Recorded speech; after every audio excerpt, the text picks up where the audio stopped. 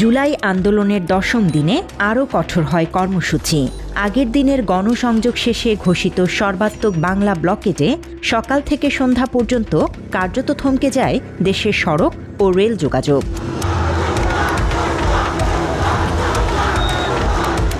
সরকারি চাকুরিতে কোটা সংস্কারের দাবিতে ১০ জুলাই বুধবার বৈষম্য বিরোধী ছাত্র আন্দোলনের আহ্বানে সারা দেশে পালিত হয় সর্বাত্মক বাংলা ব্লকেট। রাজধানী থেকে জেলা শহর দেশ জুড়ে সড়ক ও রেলপথ অবরোধ করে অবস্থান নেয় শিক্ষার্থীরা।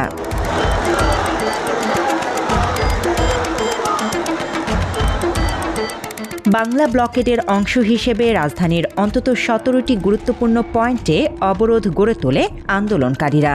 শাহবাগে পৌঁছানোর আগেই পুলিশের ব্যারিকেডের মুখে পড়ে শিক্ষার্থীরা। তবে সেই ব্যারিকেড ভেঙেই তারা কর্মসূচির নির্ধারিত স্থানে এগিয়ে যায়।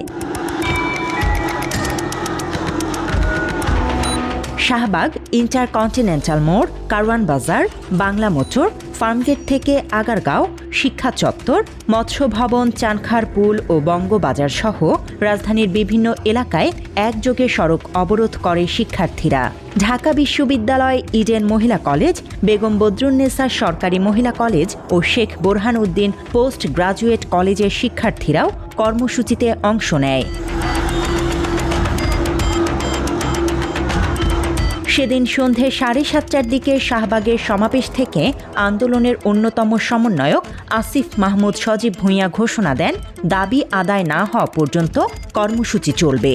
একই সঙ্গে 11 জুলাই বৃহস্পতিবার বিকেল 3:30টা থেকে আবারও সারা দেশে বাংলা ব্লকেট পালনের ঘোষণা দেয়া হয়। সারা দেশের মুক্তিকামী জনতাকে ঢাকার উদ্দেশ্যে রওনা হওয়ার জন্য আমরা আহ্বান জানাচ্ছি।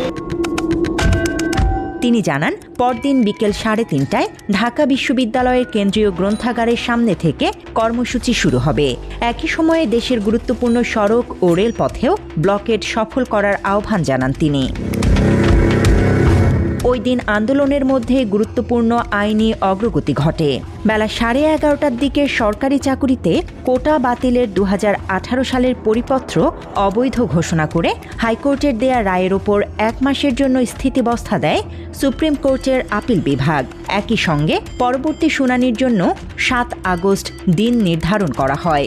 রায়ের পর তৎকালীন প্রধান বিচারপতি শিক্ষার্থীদের ক্লাসে ফিরে যাওয়ার আহ্বান জানান। তবে আদালতের এই আদেশেও রাজপথ ছাড়েনি আন্দোলনকারীরা। সকাল 10টা থেকে সন্ধে 7টা পর্যন্ত রাজধানীর অন্তত 25টি গুরুত্বপূর্ণ পয়েন্টে প্ল্যাকার্ড হাতে অবরোধ কর্মসূচি চালিয়ে যায় তারা। কেন্দ্রীয়ভাবে শাহবাগে অবস্থান নিয়ে কর্মসূচি পালন করে বৈষম্য বিরোধী ছাত্র আন্দোলনের নেতাকর্মীরা। কর্মসূচি শেষে তারা সরকারি চাকুরির সব গ্রেডে সর্বোচ্চ 5% কোটা রেখে যৌক্তিক সংস্কারের মাধ্যমে আইন প্রণয়নের দাবি পুনর্ব্যক্ত করে। রায়ের প্রতি সম্মান জানাই, কিন্তু আমরা অটল থাকবো আমাদের দাবিতে। আমাদের গবেষণার ভিত্তিতে যৌক্তিক মাত্রায় কোটা সংস্কার করব। জীবন অবাক না করলে কে করবে? 28% মিল্ক ফ্যাটের অবাক করার সাথে ফ্রেশ মিল্ক পাউডার। জীবন অবাক করুক প্রতিদিন। 1 জুলাই থেকে শুরু হওয়া আন্দোলনের ধারাবাহিকতায় 10 জুলাইও ঢাকা বিশ্ববিদ্যালয় সহ বিভিন্ন বিশ্ববিদ্যালয় ও কলেজে টানা 4র্থ দিনের মতো ক্লাস পরীক্ষা বর্জন করে ছাত্র ধর্মঘট পালন করে শিক্ষার্থীরা।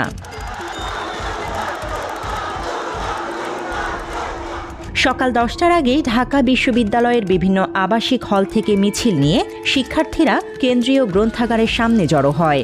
পরে শাহবাগে গিয়ে সমন্বয়কদের নির্দেশনা অনুযায়ী বিভিন্ন দলে ভাগ হয়ে আশপাশের গুরুত্বপূর্ণ সড়কে অবরোধ গড়ে তোলে তারা।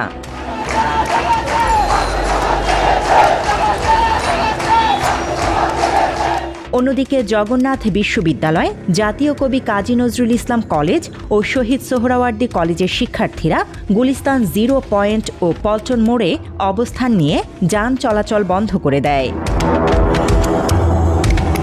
ছাত্ররা ফুঁসে উঠছে, যে কোনোভাবেই হোক আমরা আমাদের দাবি আদায় করে আনবো। হামলার সাথে আন্দোলন বন্ধ হওয়ার কোনো সম্পর্ক নেই।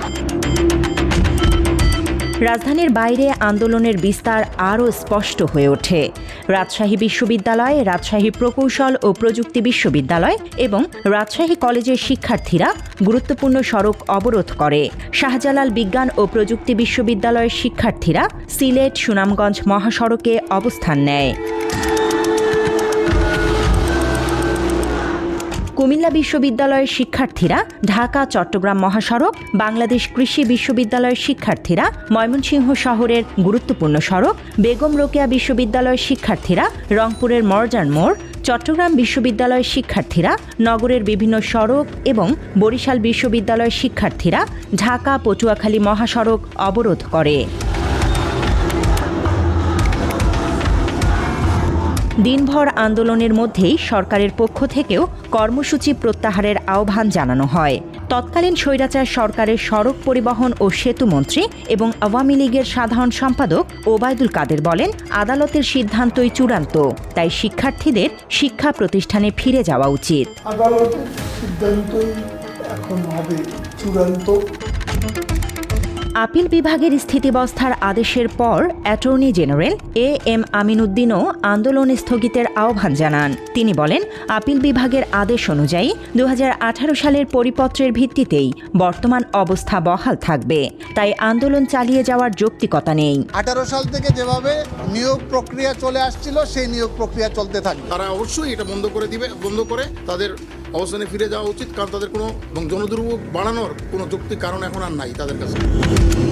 তবে সরকার ও আদালতের আহ্বানে সাড়া দেয়নি আন্দোলনকারীরা। দিনভর সর্বাত্মক বাংলা ব্লকেট শেষে তারা 11 জুলাইও একই কর্মসূচি চালিয়ে যাওয়ার ঘোষণা দেয়। আদালতের স্থিতিবস্থার আদেশের পরও আন্দোলন থামেনি, বরং জুলাই আন্দোলন তখন আরও বড় পরিসরের দিকে এগিয়ে যায়। তথ্যচিত্রে শাহরিয়ার ফাহিম, বাংলা এডিশন।